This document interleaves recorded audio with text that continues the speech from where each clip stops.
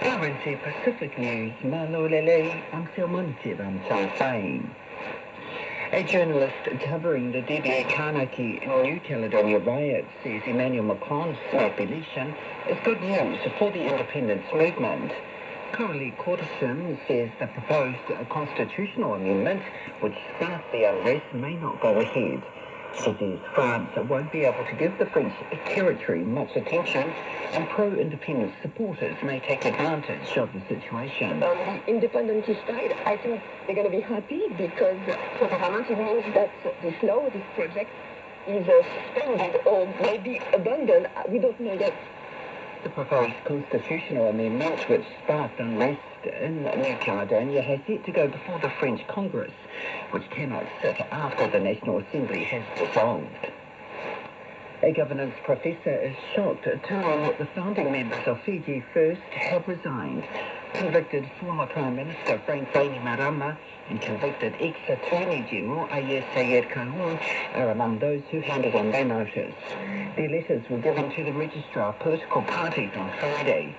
Vijay Naidu from the University of the South Pacific says it is an unexpected news. I think, like the rest of the country, it's a shocker. It's totally out of the blue. There were no indications that this might happen.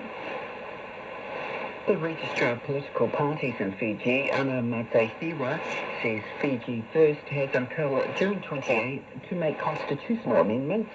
If Fiji First does not fill the vacant seats by the deadline, the party will be deregistered and those who remain will become opposition candidates but as independents.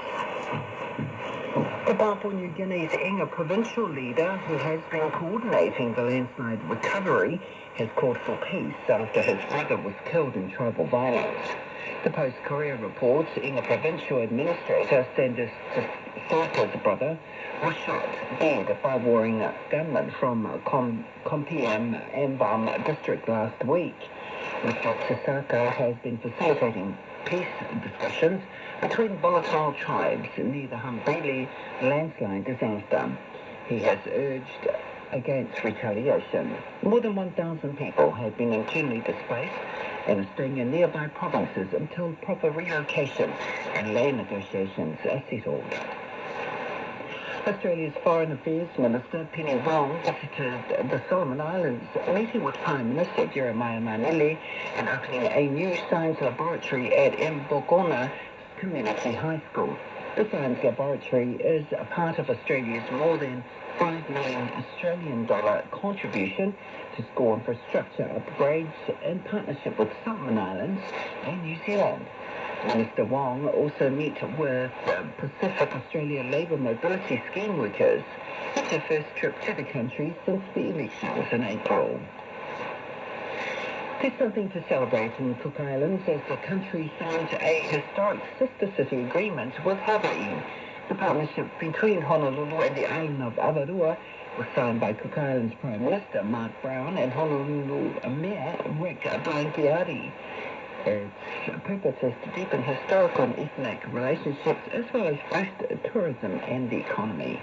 Mark Brown says it will have a positive impact. More business opportunities for our trade, but also the connectivity that we will have to the U.S. mainland through Honolulu.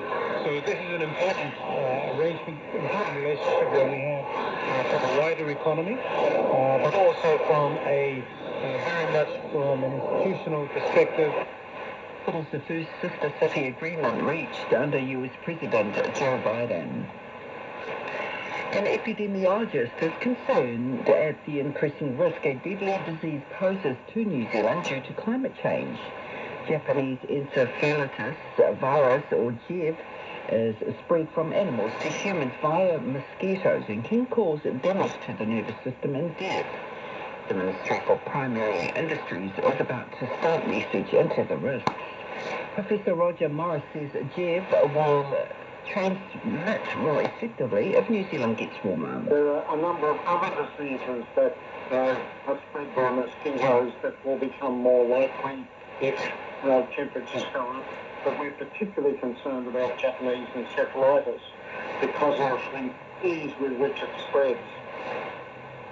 While the risk of Jeff establishing an Aotearoa is low, the ministry believes the chances of it getting a foothold could rise over the next 15 to 20 years as temperatures rise.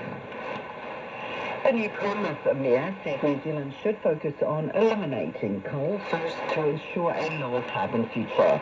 The government's promising to reverse the ban on gas and oil exploration, saying it's leading to an issue with the security of supply.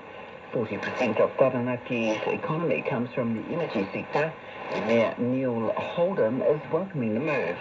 He says realistically, New Zealand needs 25 more years of gas supply to help transition away from coal. Every developed economy in the world that is looking to decarbonise is looking to utilise gas to get themselves off coal and allow time for more renewable generation supplies to come online. Neil Holdham says recent power cuts show the country's grid is hanging on by a fingernail, and that will only get worse if more exploration isn't allowed. In world news, new immigration rules have taken effect in Japan, making it easier to deport asylum seekers whose application has failed. Japan has traditionally been reluctant to accept migrants, having granted refugee status to just over 300 people last year. From Tokyo, here's the BBC's Shana Kalam. Those who have submitted 3 or more asylum applications are now at risk of deportation under Japan's revised Immigration Control and Refugee Recognition Act if they fail to present reasonable grounds to support their case to stay. Previously, Japan could not deport a foreign national whose application for refugee status was being processed, but the changes were made as authorities believed the system was being abused by those making repeated claims to remain in the country. The revised legislation faced pushback from opponents who argued it could result in the repatriation of people who are at risk of persecution in their home countries. In sports, Hurricanes boss Adnan Lee sees a revamp of the Super Rugby playoffs will be needed with a reduction to an 11-team competition from next year.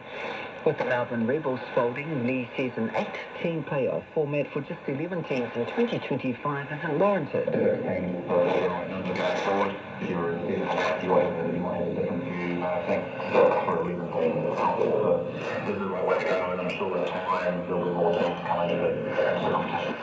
In the Blues loose forward and 21 Test All Black Akira Ioane has announced he's signed to play in Japan at the end of the season.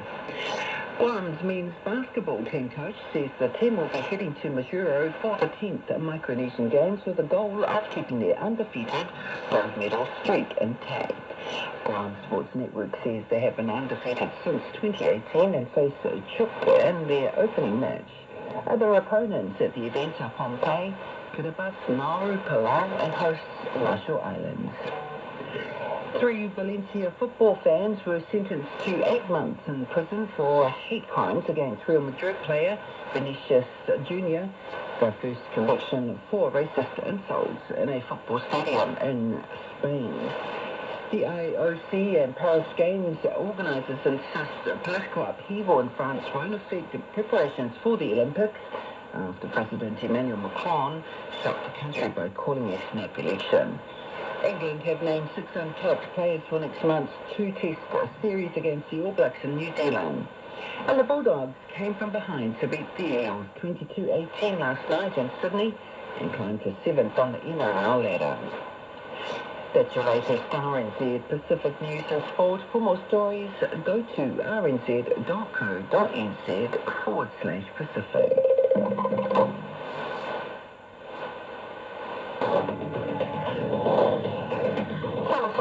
This is Pacific Waves from RNZ Pacific. I'm Susana 332. Coming up. There doesn't seem to be any sort of great logic behind what they have done. The founding members of the Fiji First Party handed their resignation letters. Also, they're going to feel more forgotten than before. New Caledonia's future hangs in limbo as the French president calls for a snap election. And the leader makes aloha and welcome to the 13th Festival of Pacific Arts and Culture. This pass officially opens in Hawaii. In a shock move, the founding members of the Fiji First Party have resigned. Former Prime Minister Frank Bainimarama Secretary General Ayasayed Qayyum and Party President Rasul Turki Satakala are among those who handed in their notice to the Registrar of Political Parties on Friday. Delphine Herbert asked Governance Professor Vijay Naidu from the University of the South Pacific what he thought of the resignations. It's a shocker, totally out of the blue. There were no indications that this might happen, although from the readings that I've seen, they seem to have indicated their resignation to the supervisor of elections and the registrar of political parties last Friday. But this was not in the media, and it hasn't surfaced until today. What was your reaction to the people that did resign? You just mentioned there that there was really no indication that this was going to happen. That's right. Well, as I said, it's a shocking turn of events, and there doesn't seem to be any sort of great logic behind what they have done.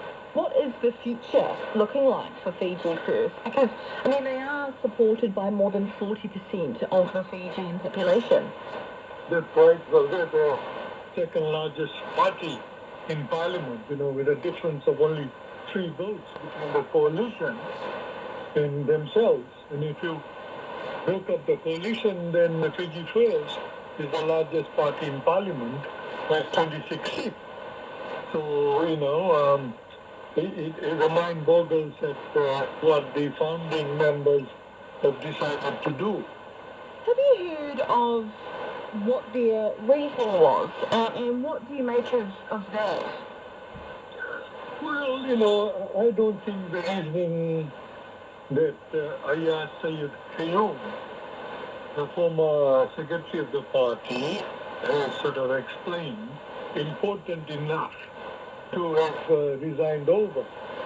So he's saying that according to the constitution, once the letter from the political party is sent to the speaker saying that members have not followed political party direction, then the speaker should put in process within 7 days their confirmation that they have vacated their seat. So the speaker hasn't done that. And then, meanwhile, 2 other things have happened. The supervisor of elections come registrar of political parties has decided that the constitution of the Fiji First Party should be changed before June 28th. Otherwise, the party would be deregistered for the reason that they don't have a dispute resolution process within the current constitution, which, for me can be easily dealt with. But beyond that, they're alleging some kind of collusion between the speaker and the registrar of political parties. And then they say that the Fiji Independent Commission on Corruption has been mobilized to search the house of the acting secretary of the Fiji First Party, the Member of Parliament Fayaz Hoya, and they went and searched his house. But even that is not sufficient reason. So individually and in combination, the reasons being given are not good enough for all these people to resign en masse, and thereby, leaving the party in an absolute crisis. What is the party? What message does this send to Fiji First supporters? Well, it seems like the Fiji First supporters, they'll mull over this, and they may accept Qayyum's message and sympathize with him and Fiji First, but